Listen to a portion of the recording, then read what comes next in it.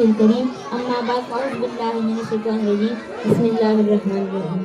جناب صدر، محترم اساتذہ کرام اور میرے عزیز ہم ساتھیوں، السلام علیکم ورحمۃ اللہ وبرکاتہ. دنیا میں دو قوتیں ہیں، ایک تلوار اور دوسری قلم.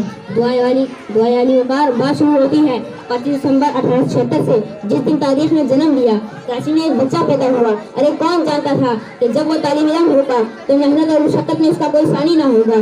ارے کون جانتا تھا کہ جب وہ وکیل ہوگا تو باطل ایوانوں میں لرزہ طاری کر دے گا. جب وہ سیاست میں قدم رکھے گا تو اس کی گونج سے ہندو تھر تھر کانپیں گے. اس شخص کے ارادے اتنے پختہ ہوں گے کہ جو بھی اسے ٹکرائے گا پاس ہو جائے گا. ارے کون جانتا تھا کہ وہ کسی سے نہ ڈرنے والا انسان ہوگا اور ہندوستانوں کے باشندوں کا مسئلہ بنے گا. کوئی قابل ہوا تو ہم شانے کہیں دیتے ہیں، ڈھونڈنے والوں کو منزل بھی نہیں دیتے ہیں. قائد اعظم نے اپنی انتھک محنت اور لگن اور اپنی فہم فراست سے مسلمانوں کو ہندوؤں اور انگریزوں کی غلامی سے نجات دلائی. وہ چاہتے تھے کہ شیعہ، دیوبندی، بریلوی اور اہل حدیث تمام لوگ اتحاد اور اتفاق سے رہیں. اس شعر کے بعد اجازت چاہوں گا. خودی کو کر بلند اتنا کہ ہر تقدیر سے پہلے خدا بندے سے کچھ پوچھے بتا تیری رضا کیا ہے.